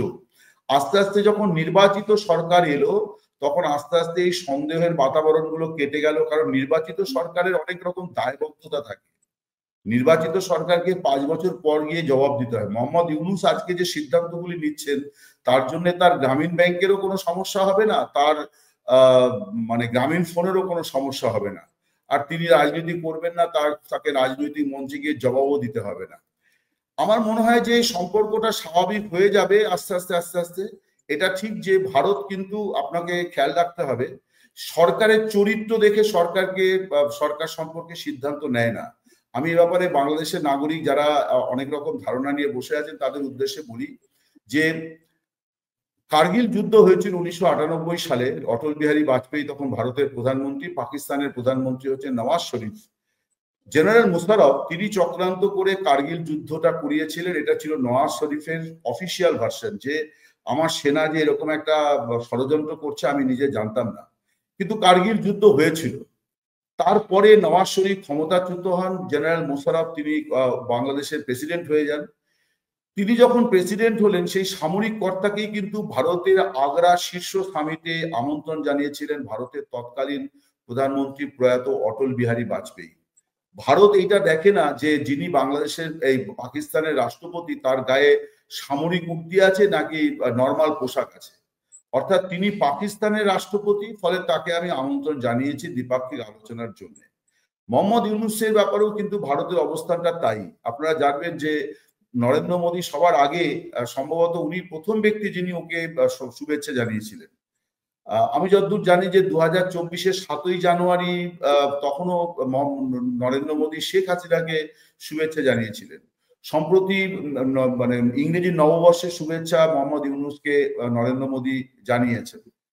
ফলে সরকারটা সঙ্গে স্বীকৃতি দেওয়া, যোগাযোগ রক্ষা করা, এটা নিয়ে এই শুভেচ্ছাটা 3 সপ্তাহ পরে কিন্তু প্রকাশ পেয়েছে। এইটা আমি দেখলাম বাংলাদেশের মিডিয়াতে যে প্রেস উইং, বাংলাদেশ সরকারের প্রেস উইং থেকে একটা ব্যাখ্যা দেওয়া হয়েছে যে এটা একটা কূটনৈতিক চ্যানেলে আসাতে একটা কোনো মানে তার একটা সমস্যা, মানে কিছু হয়েছে, তার জন্য সময়টা বেশি লেগেছে, তারা একটা ব্যাখ্যা এটা দিয়েছে। তো যেটা আমি বলছিলাম যে এটা ঠিক যে এই সরকারের সঙ্গে সম্পর্কটা আছেই, সম্পর্কটাকে এগিয়ে নিয়ে যাওয়ার চেষ্টাও হবে, কিন্তু এগিয়ে নিয়ে যাওয়ার চেষ্টাটা একটা নির্বাচিত সরকার থাকলে যত দ্রুত করা যায় তত দ্রুত কিন্তু করা যায় না একটি অনির্বাচিত অস্থায়ী সরকার থাকলে। এবং এটা অস্থায়ী সরকারের প্রাথমিক দায়িত্ব বর্তায় যে আমি এমন কোনো অবস্থান নেব না, সম্পর্ক অনন্য উচ্চতা নেওয়াটাও আমার কাজ নয়, আবার সম্পর্ক ছিন্ন করে দেওয়াটাও আমার কাজ নয়। আমার সাময়িক কাজটা চালিয়ে দিয়ে নির্বাচন করে দিয়ে চলে যাওয়াটা আমার কাজ। এখন এটা যদি অন্তর্বর্তী সরকারের ভাবনার মধ্যে থাকে তাহলে মঙ্গল, যদি না থাকে তাহলে দ্বিপাক্ষিক কেন অভ্যন্তরীণ সংকট তো ঘনীভূত হবে। কারণ রাজনৈতিক দলগুলো তো বসে থাকবে না, তারা তো নির্বাচন চাইবে। আপনারা তো জানেন, আপনি তো বাংলাদেশের মানুষ, আপনি তো জানেন 2007-08-এ কি হয়েছিল। তো তার পুনরাবৃত্তি কেউ চাইবে না। কেন মির্জা ফখরুল ইসলাম হঠাৎ করে কথাটি বললেন যে একটি নিরপেক্ষ সরকারের অধীনে নির্বাচন হওয়া দরকার? এই কথার মানে কিন্তু হচ্ছে মোহাম্মদ ইউনূসের প্রতি যে বিএনপির আস্থা নেই, বিএনপি যে ভরসা করছে না যে মোহাম্মদ ইউনূসের নেতৃত্বে কোনো সরকার নিরপেক্ষ ভোট দিতে পারে, এটা বিএনপি ভরসা করছে না। ভদ্র ভাষায় এই কথাটি কিন্তু বিএনপি বলে দিয়েছে। নাও এটা মোহাম্মদ ইউনূসের কাজ হবে যে তিনি এই ব্যাপারে কি সিদ্ধান্ত নেবেন, কিন্তু এটা বলে দিয়েছেন উনি। এর জন্যই কি আপনার সাম্প্রতিক একটা আপনার ইউটিউব চ্যানেলে আপনি বলার চেষ্টা করেছেন প্রফেসর ইউনূসের আয়ু ফুরিয়ে আসছে? হ্যাঁ, আমি বলেছি এটা গতকাল আমাদের ইয়েতে হয়েছে, বা আমাদের দ্য ওয়ালে আমি যেখানে আছি সেখানে প্রচারিত হয়েছে যে আয়ু কি ফুরিয়ে আসছে। তার কারণ আমি বিভিন্ন সূত্র থেকে যা জানতে পারছি, প্রথমত আপনি দেখবেন যে দুটি প্রধান প্রতিপক্ষ যাদের যাদের সাপে নেউলে সম্পর্ক, তাদের সুর মিলে গেছে, যে কারণে মাহফুজ আলম থেকে শুরু করে নাহিদ ইসলাম তারাও বলছে যে আওয়ামী লীগ আর বিএনপি এক সুরে কথা বলছে। এই বিষয়টা কিন্তু আমি ওয়ালে একটা স্টোরি দিন সাতেক আগে আমি করেছিলাম। মানে আমি কোনো কিছু ক্লেম করছি না, ঘটনাচক্রে ওদের বক্তব্যটা পরে এসে আমি দিন সাতেক আগে ক্লেম করেছিলাম যে বাংলাদেশে একটি অদ্ভুত রাজনৈতিক মানে অভিমুখ তৈরি হচ্ছে, যে যেখানে বিএনপি এবং আওয়ামী লীগের বক্তব্য মিলে যাচ্ছে। আওয়ামী লীগ অনেকদিন ধরেই বলছিল যে ইউনূস সরকার ওকে হটাতে হবে এবং নিরপেক্ষ নির্বাচন চাই, লেভেল প্লেইং ফিল্ড চাই, যাতে আওয়ামী লীগও অংশ নিতে পারে। তারপরে বিএনপির তরফে কথাটি বলা হয়েছে। আপনি একটা জিনিস লক্ষ্য করে দেখবেন যে কোন রকম উত্তাপের মুখে কিন্তু মির্জা ফখরুল উত্তেজিত হয়ে কথাটা বলেছেন এরকম কিন্তু নয়। তার মানে ওরা ঠান্ডা মাথায় একটি সিদ্ধান্ত নিয়ে তারপরে কথাটি বলেছে। তার একটা বড় কারণ হচ্ছে, আমার যেটা মনে হয় সেটি হচ্ছে যে আওয়ামী লীগ ক্ষমতাচ্যুত হওয়ার পরে এই মুহূর্তে সক্রিয়, আমি বলছি না যে আওয়ামী লীগ মুছে গেছে, আওয়ামী লীগ প্রবল পরিমাণে আছে আমার ধারণা, কিন্তু তারা এই মুহূর্তে অতটা সক্রিয় নয়। ময়দানে সক্রিয় যে ফোর্সটা, তাতে কিন্তু দুটি শক্তির মধ্যে মূলত লড়াই হচ্ছে। একটি হচ্ছে মুক্তিযুদ্ধের পক্ষের শক্তি, যা সে মুক্তিযুদ্ধের কতটা পক্ষের শক্তি তাই নিয়ে আওয়ামী লীগ প্রশ্ন তোলে, দ্যাট ইজ বিএনপি। আরেকটি হচ্ছে জামাতে ইসলামী, যাদেরকে ধ্রুপক, যারা মানে ঘোষিতভাবে মুক্তিযুদ্ধের বিরোধী শক্তি বলেই পরিচিত। বিএনপির কিন্তু এই মুহূর্তে সবচেয়ে বড় যে রাজনৈতিক দায়বদ্ধতা তাদের উপরে বর্তেছে, সেটি হচ্ছে যে এই মুক্তিযুদ্ধের চেতনা, মুক্তিযুদ্ধের ইতিহাস, মুক্তিযুদ্ধের লড়াই, এই সবকিছুকে রক্ষা করা। কারণ তারা যদি 72-এর সংবিধানকে অস্বীকার করে, তারা যদি মানে মুক্তিযুদ্ধের আরো অর্জনগুলিকে অস্বীকার করে, তার মানে জেনারেল জিয়াকে অস্বীকার করা। বাংলাদেশে যেটা শুরু হয়েছে সেটা হচ্ছে একটা কালিদাসী মানে কার্যক্রম শুরু হয়েছে। মানে আমরা তো সবাই ছোটবেলায় পড়েছি, আপনারাও পড়েছেন হয়তো, যে ওই যে কালিদাসের গল্প, যে যে ডালে বসে আছে সেই ডালই সে কাটছে। মানে তার মাথায় কাজ করছে না যে ডালটা কেটে ভেঙে পড়লে পরে সে শুদ্ধ গাছ থেকে পড়ে যাবে। বাংলাদেশে এই যে শিকড় উৎপাদনের যে রাজনীতি শুরু হয়েছে, যে মুক্তিযুদ্ধ কিছু নয়, এইটা কিছু নয়, এর মানে হচ্ছে যে আপনি মুক্তিযুদ্ধের আগের 24 বছরের যে মানে পশ্চিম পাকিস্তানের বিরুদ্ধে যে প্রশাসনের লড়াই, যে ভাষার আন্দোলন, যে 69-এর গণ অভ্যুত্থান, এই সবকিছুকে আপনি অস্বীকার করছেন। তা যে জাতি তার ইতিহাসকে মানে না, যার শিকড়কে অস্বীকার করে, সে জাতি কি করে এগোবে? স্বভাবতই বিএনপির কাছে এই মুহূর্তে সবচেয়ে বড় রাজনৈতিক চ্যালেঞ্জ হচ্ছে মুক্তিযুদ্ধের পক্ষের যে অর্জন, সেগুলোকে আঁকড়ে ধরা, সেগুলোকে সুরক্ষিত করা। সেটা করতে গেলে পরে এই সরকারের সঙ্গে তার বেশি দিন সমর্থন দিয়ে যাওয়াটা তার রাজনৈতিকভাবে ভুল। তার কারণ এই সরকারের চালিকা শক্তি, অন্তরাত্মা হচ্ছে জামাতে ইসলামী।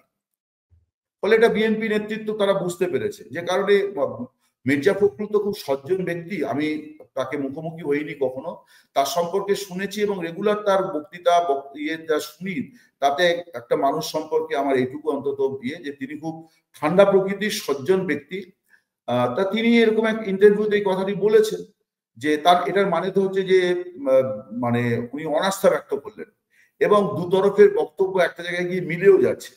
এবং এই যে কথাটি বলেছেন যে ছাত্ররা যদি দল গড়ে তাহলে ছাত্রদেরকে সরকার থেকে বেরিয়ে আসতে হবে। আমি বলছি উনি যা বলেননি কিন্তু আসলে বলেছেন, মুখে বলেননি কিন্তু সেটা বলে দিয়েছেন, যে তার মানে হচ্ছে এই ছাত্রদের দ্বারা মনোনীত মোহাম্মদ ইউনূস আপনিও বিদায় নিন।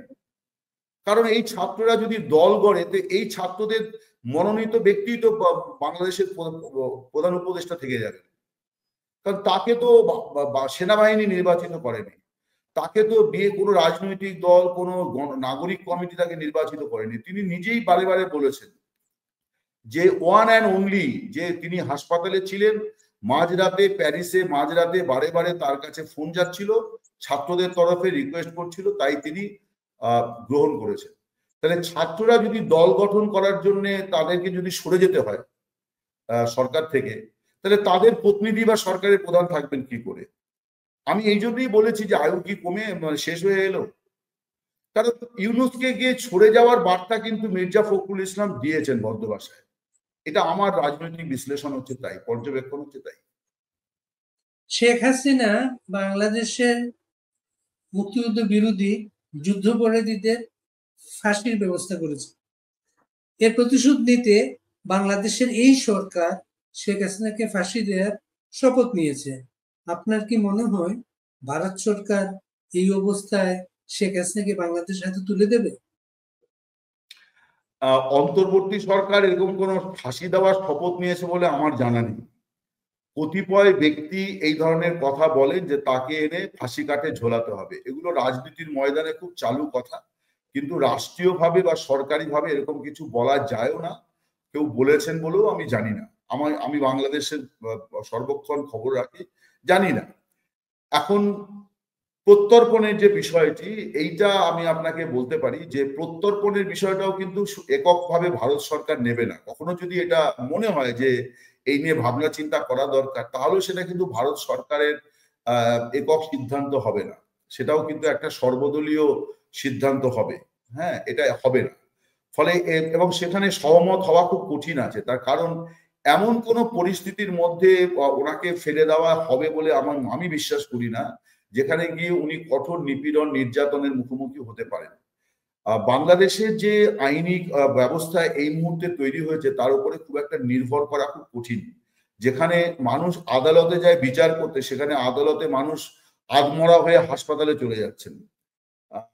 মানে নির্বিচারে মামলা দেওয়া হচ্ছে, মানে এমন মামলা দেওয়া হচ্ছে যে বাদী জানে না যে মানে তিনি কার বিরুদ্ধে অভিযোগ করেছেন, তাদেরকে তিনি চেনেন না।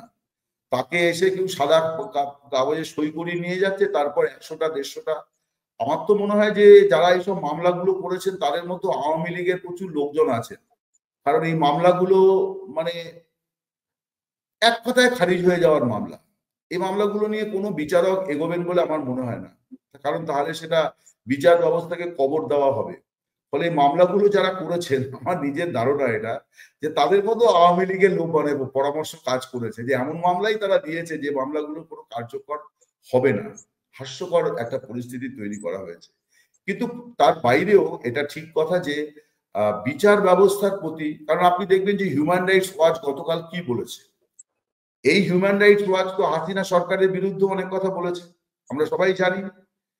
2024-এর জানুয়ারি মাসে জাতীয় সংসদ নির্বাচনের আগেও তারা কড়া সমস্ত বিবৃতি পাঠিয়েছিল। গতকাল তারা যে রিপোর্টটা তুলে দিয়েছে, 50 পাতার রিপোর্ট, তাতে কি বলা আছে? তাতে বিগত দিনের ঘটনা বলা আছে, কিন্তু প্রেজেন্ট গভর্নমেন্টকে কি বলেছে? যে এই যে আপনার হামলা মামলা এবং লাগাতার এই যে সমস্ত নির্বিচারে মামলা দেওয়া, এটাকেই তো আটকানোর কথা তারা ওখানে বলেছে। নিপীড়ন নির্যাতন হিংসা প্রতিহিংসা আটকাতে বলেছে, তাই না? তো আগামী 7ই ফেব্রুয়ারি সরকারের 6 বছর হয়ে যাবে। 15 বছর বয়সী একটা সরকারের বিরুদ্ধে রাষ্ট্রীয় নিপীড়ন নির্যাতন এই ধরনের অভিযোগ ছিল। আমি ব্যক্তিগতভাবে মনে করি অভিযোগগুলির মধ্যে অনেক সত্যতা আছে, অতিরঞ্জন থাকতে পারে, সত্যতাও আছে সমানভাবে। কিন্তু 6 মাস বয়সী একটা সরকার, অন্তর্বর্তী সরকার, যারা দলীয় সরকারও নয়, দলীয় সরকারের ক্ষেত্রে অনেক সময় আমরা মনে করি যে এরা যখন বিরোধী ছিল তখন তারা অত্যাচারিত হয়েছে, তাই ওরা এখন ক্ষমতায় এসে বদলা নিচ্ছে। কিন্তু এই সরকার তো তা নয়, এটা তো নির্দলীয় সরকার। একটি নির্দলীয় সরকারের বিরুদ্ধে যে অভিযোগগুলি উঠেছে, প্রায় 400-450 লোক খুন হয়ে গেল, এই মুহূর্তে আইন শৃঙ্খলা পরিস্থিতি যে জায়গায় দাঁড়িয়েছে, তাতে করে কিন্তু আমার মনে হয় না যে ভারত সরকারও চাইবে, আর ভারত সরকারকে কোনো গুরু ঠাকুর বলবে যে আপনি মানে বিমানে করে ওনাকে ঢাকায় নামিয়ে দিয়ে আসুন। আমার মনে হয় না পৃথিবীতে এরকম কোনো গুরু ঠাকুর এই মুহূর্তে আছে যে বলবে যে শেখ হাসিনাকে আপনারা রাখতে পারবেন না, আপনারা ওনাকে দেশে ফিরিয়ে দিন। I don't think so. আপনার পেছনে বাঙালি জাতির জনক বঙ্গবন্ধু শেখ মুজিবুর রহমানের ছবি। সেলুট আপনাকে দাদা, আপনার মাঝে নিশ্চয়ই একটা আলাদা এটা হচ্ছে যে আমি বাংলাদেশে গিয়েছিলাম, আমাকে একটি অনুষ্ঠানে তারা আমাকে রেমুনারেশন দিতে চেয়েছিলেন, আমি বলেছিলাম যে না, আমি এটা ছিল, আপনাকে বলি, এটা ছিল হচ্ছে যে গণহত্যার বিরুদ্ধে একটা সেমিনার, 25শে মার্চ 1971-এর যে গণহত্যা তার বিরুদ্ধে। তো আমি বলেছিলাম যে না, আমি এই ধরনের থেকে কোনো অর্থ করি না, তো আপনারা যদি কিছু দিতে চান সেটা মানে আপনি এর একটা ব্ল্যাক অ্যান্ড হোয়াইট ছবি যদি থাকে দিতে পারেন। তো তারা আমাকে এই ছবিটি দিয়েছিলেন, এখানে আমাদের জাতির পিতা মহাত্মা গান্ধীর ছবি আছে, তার পাশে শেখ মুজিবুর রহমানের ছবিটাও এনে রেখে দিয়েছি, এবং মুজিবের যে রাজনীতি, সে রাজনীতির একটা বড় অংশ কিন্তু হচ্ছে অসহযোগ আন্দোলন, যে আন্দোলনের প্রবক্তা মহাত্মা গান্ধী।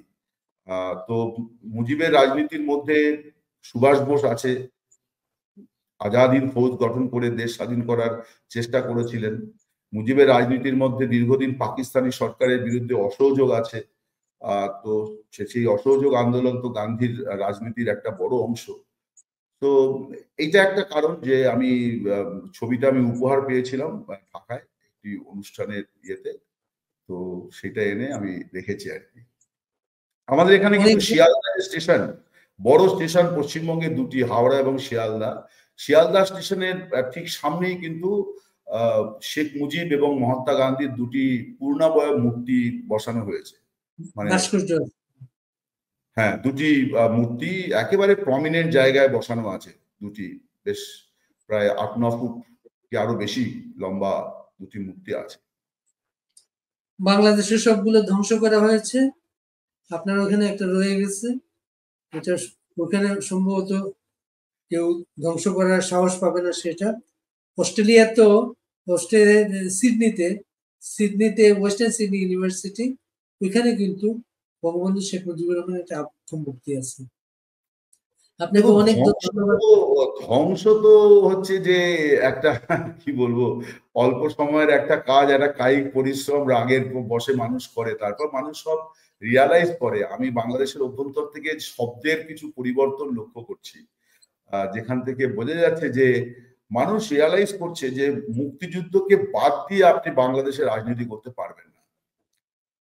দ্যাটস ওয়াই আমি এক্ষুনি খুব বিশদে আপনাকে বলছি না, আমি যেটা উপলব্ধি করছি যে বিগত 6 মাস যারা খুব দাপটের সঙ্গে মানে হাসিনা, মুজিব, এই যে গোটা জিনিসটার উপর যে একটা জিহাদ ঘোষণা করছিলেন, তারা মুক্তিযুদ্ধের বিরোধী শক্তির সঙ্গে তারা ক্রমশ দূরত্ব তৈরি করার চেষ্টা করছেন নানা ধরনের শব্দ চয়নের মধ্য দিয়ে। একটি কথা গতকাল এসছে যে বাংলাদেশ এবং মুক্তিযুদ্ধের বিরোধিতা করে কোনো কিছু করা যাবে না। এই কথাটা কিন্তু 5 আগস্ট থেকে 31শে ডিসেম্বর পর্যন্ত আমি শুনিনি, নতুন শুনছি আবার। অনেক ধন্যবাদ দাদা, আমরা মাঝে মাঝেই বসবো। আপনি অনেক মূল্যবান সময় দিয়েছেন, আপনাকে অনেক কৃতজ্ঞতা। ভালো থাকবেন। ভালো থাকুন সবাই, নমস্কার।